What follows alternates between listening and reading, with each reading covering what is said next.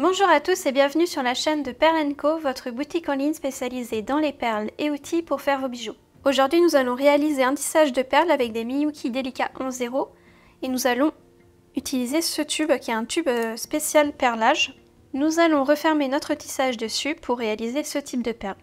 C'est une idée de cadeau parfaite pour la fête des pères. Là, c'est juste un test, c'est pas le design que nous allons réaliser. Je me suis servi de ce tissage pour calculer le nombre de perles qu'il faut pour recouvrir notre perle tube. Pour le réaliser, nous allons faire du tissage peyote perle, donc c'est le tissage niveau débutant. C'est très facile, vous allez voir. Vous aurez besoin de 3 couleurs. Chaque couleur est désignée par une lettre. Coupez 1,50 m de fil de tissage, ici j'ai pris du fil Fireline 0,10 mm. Vous pouvez aussi prendre du fil Miyuki ou du fil Co, car comme le tissage sera fixé sur la perle, il y aura peu de frottement, et donc le fil ne risque pas de s'abîmer dans le temps. Enfilez ensuite votre fil sur une aiguille taille 12. C'est une aiguille spéciale tissage qui est très fine. Les aiguilles de couture sont généralement beaucoup plus grosses, donc prenez vraiment une aiguille pour le tissage. Ensuite, sur notre schéma, nous allons enfiler les 2 premiers rangs du tissage. Nous allons enfiler à la suite ces perles. 2 perles bleu foncé, une perle bleu clair, 2 bleus foncés, une perle blanche, 2 bleus foncés, une perle bleu clair, une perle blanche et 2 bleus foncés. J'ai enfilé l'ensemble des perles des rangs 1 et 2, j'ai donc 12 perles sur mon aiguille. Je les place près du bout de fil en gardant environ 15-20 cm de bout de fil. Et je tiens mon tissage comme ceci. Donc ici j'ai le bout de fil et ici j'ai le fil qui est relié à l'aiguille. Nous allons passer au rang 3. Donc mon fil qui est relié à l'aiguille sort d'ici. Et je vais enfiler une perle bleu foncé. Et ensuite je vais passer dans l'avant-dernière perle enfilée précédemment, qui est aussi une perle bleu foncé. Donc je ne passe pas dans celle-ci, je passe dans la deuxième. Et je fais bien attention au sens.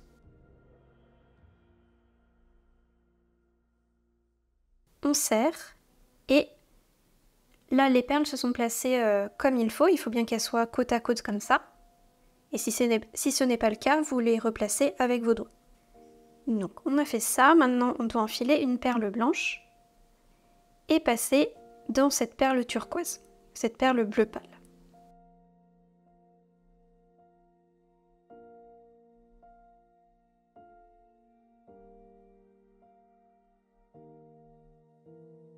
Et on serre.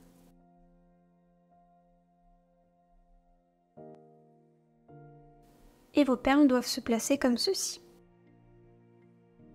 Ensuite, on enfile une perle bleu marine et on passe dans cette perle bleu marine.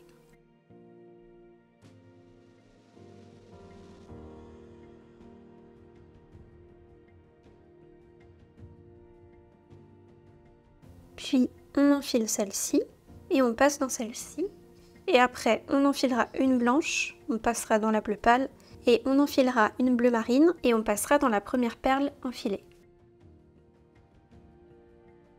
Donc comme vous voyez, à chaque fois, je saute une perle.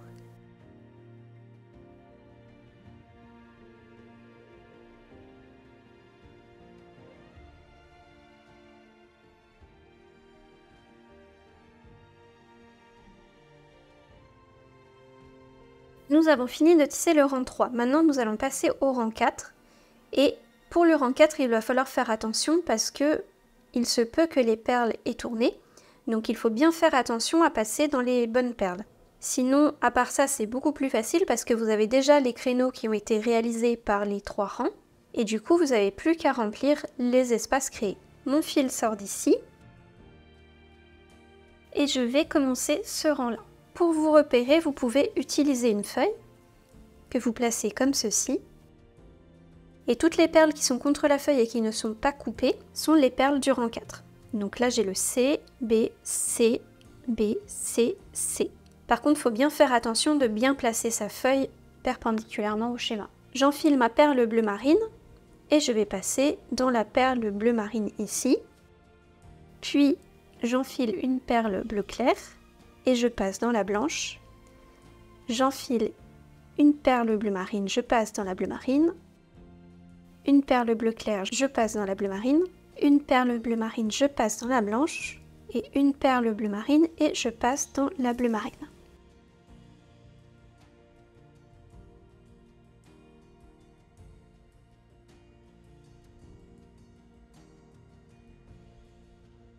Là justement mon tissage a tourné parce que je suis censée passer dans la perle blanche. Donc je retourne mon tissage comme ceci. Je le fais pivoter pour pouvoir passer dans la bonne perle.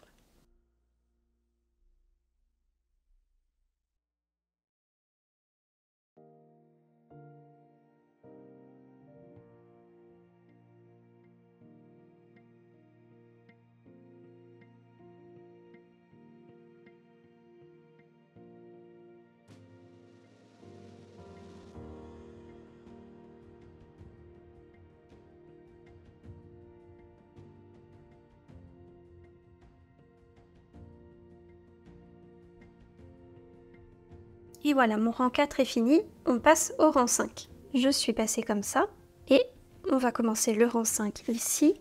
Et pareil, on n'a qu'à compléter les espaces créés. Je vais enfiler une perle bleu marine que je passe dans une bleu marine, une bleu marine que je passe dans une bleu marine, une blanche que je passe dans une bleu clair, une bleu marine que je passe dans une bleu marine, une blanche dans une bleu clair et une bleu marine dans une bleu marine.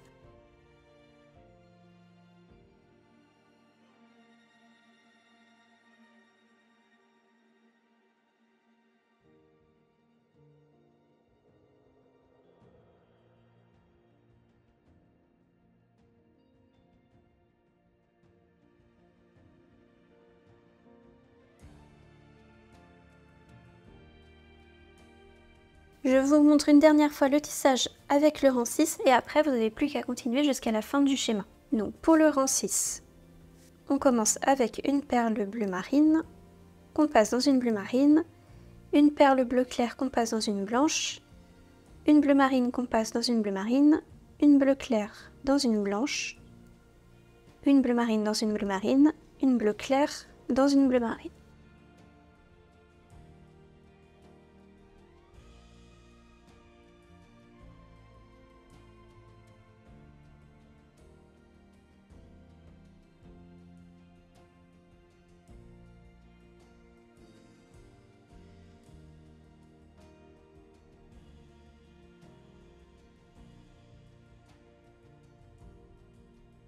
Je vous laisse continuer le tissage et je vous montre ensuite comment former le tube.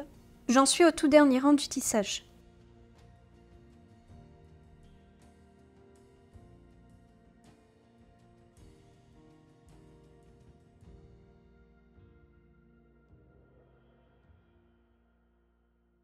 Maintenant, on va venir tisser le tissage, refermer le tissage sur le tube.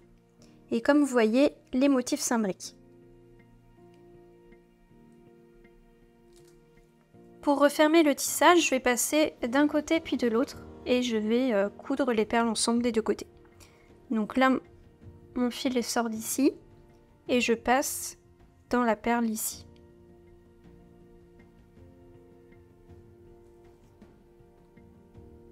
On serre, puis on passe, on retourne de l'autre côté, dans la deuxième perle.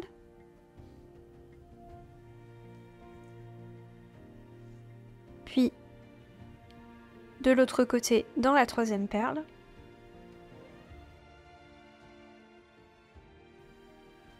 Et ainsi de suite.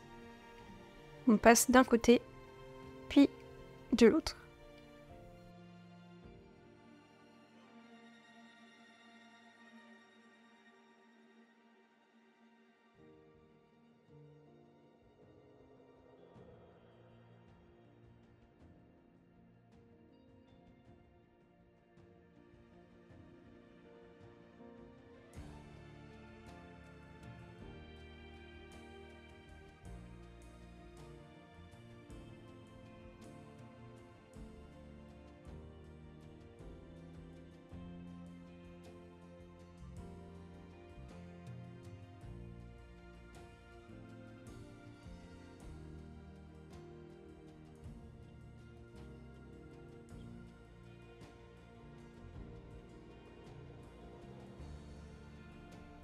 On serre et on n'oublie pas de repasser en haut également.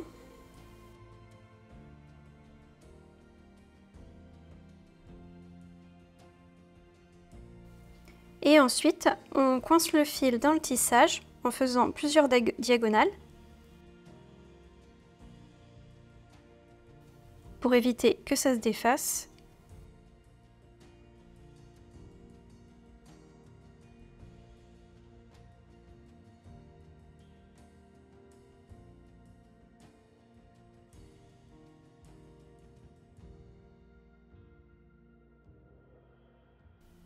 Et après, on coupera le fil et on fait la même chose avec l'autre bout de fil.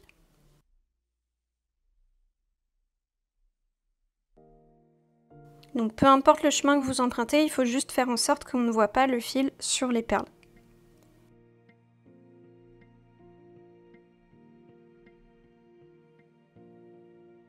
Je mets mon bout de fil sur l'aiguille et je refais la même chose.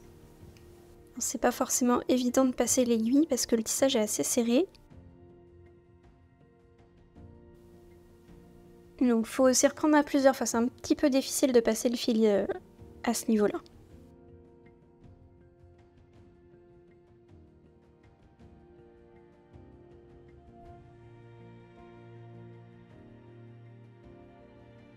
Maintenant je passe ma perle sur ma chaîne. Et de chaque côté du tube, je vais mettre une perle stopper comme celle-ci. Donc c'est une perle avec une rondelle en caoutchouc à l'intérieur qui permet d'empêcher la perle de glisser. Donc comme ça, vous pourrez centrer votre perle sur le bracelet. Je l'ai déjà fait de ce côté-là et je vais vous montrer comment on fait de l'autre côté. Mais avant, je vais recouper ma chaîne. Je vais faire un bracelet de 17 cm. Après, il faudra que vous ajustiez la taille à la taille du poignet de la personne à qui vous l'offrez, ou pour vous, en sachant que normalement, il faut faire au moins 1 cm, voire 1,5 cm de plus que le tour de poignet. Si jamais vous ne savez pas exactement la taille du tour de poignet, vous faites une longueur assez large, et quand vous offrirez le bracelet, le côté où il n'y aura pas le mousqueton, vous pourrez recouper pour diminuer la taille du bracelet, et comme les rondelles coulissent, vous pourrez recentrer la perle. Donc j'ai dit je vais faire 17. J'ai fait des tests pour savoir comment j'allais couper cette chaîne en acier inox parce qu'elle est assez épaisse. Et j'ai recoupé mon bracelet, mais je ne l'ai pas filmé, donc je vous remontre juste. Alors prenez une pince cisaille. C'est une pince spéciale pour l'acier inox. Et vous allez placer la mâchoire de votre pince cisaille sur le maillon. Vous voyez, sur les deux parties du maillon comme ça, en travers. Et vous forcez un petit peu. Voilà. Par contre, ne prévoyez pas de faire ça de manière industrielle parce qu'à mon avis, votre pince cisaille, elle va pas tenir hyper longtemps si vous faites ça une cinquantaine de fois. À mon avis, ça va casser. Hein.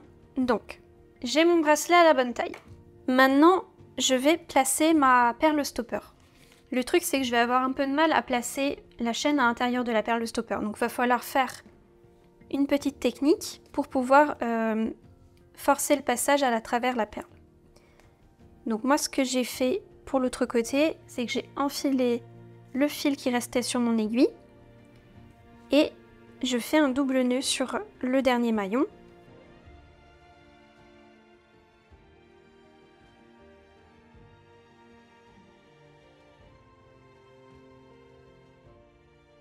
On fait un nœud bien solide, on passe l'aiguille à travers la rondelle, à travers la perle stopper et ensuite on va tirer sur le fil et forcer pour faire passer la perle stopper sur la chaîne. Parce que c'est très serré, c'est un peu très juste. Oh bah non, celle-ci ça va. Bon, l'autre c'était plus difficile, mais celle-ci ça va. Voilà.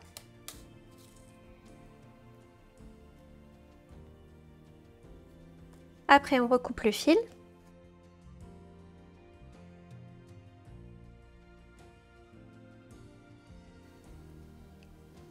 Et maintenant, je fixe mon fermoir. J'ai un anneau ouvert, je le place au bout de ma chaîne et je n'ai plus qu'à fixer le mousqueton.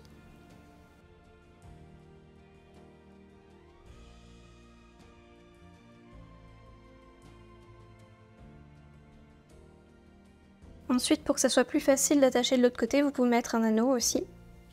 Comme ça, il y aura plus de place pour attacher le mousqueton.